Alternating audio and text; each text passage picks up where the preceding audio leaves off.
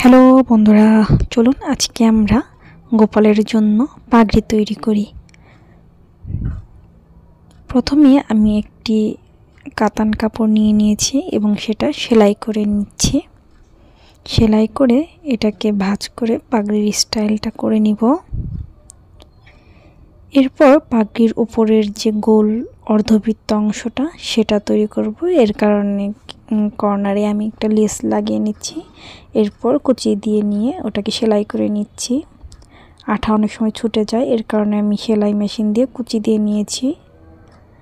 কুচি দিয়ে সেলাই করে লাগিয়ে নিলাম। দেখুন এমনিতেই কতটা সুন্দর দেখা যাচ্ছে। এবার এখানে কিছু আমি স্টোন ব্যবহার করব। তো আঠা লাগিয়ে আমি এইভাবে স্টোনগুলো বসিয়ে নিব। যেহেতু কৃষ্ণগোপালের পাগড়ি একটা ময়ূরের পাখ না হলেই নয়, তাই আমার কাছে একটি ফেব্রিক কাপড় ছিল। সেই কাপড়টা আমি কেটে ময়ূরের পাখটা এখানে লাগিয়ে নিচ্ছি। পেছনে কাগজ লাগিয়ে নিচ্ছে যাতে এটি শক্তভাবে বসে থাকে।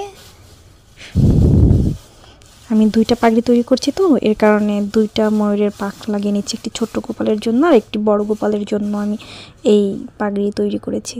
দেখুন একই ডিজাইনের দুইটা পাগড়ি। দিনের আলোতে পাগড়িটা কতটা চমৎকার লাগবে, আসলে নিজ চোখে না দেখলে বুঝতে পারবেন না কতটা চমৎকার হয়েছে পাগড়ি দুটো। গোপালকে পরানোর পর তো আসলে অসাধারণ, মানে আমি চোখটাই ফেরাতে পারছিলাম না, গোপালকে এতটা সুন্দর লাগছিল।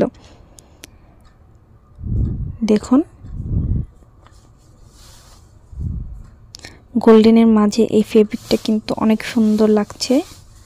স্টোন বসানোর কারণে এটা বোঝার উপায়ই নেই যে এটা হাতে তৈরি একটি পাগড়ি। চাইলে আপনিও বাড়িতে বসে আপনার গোপালের জন্য এভাবে পাগড়ি তৈরি করে নিতে পারেন।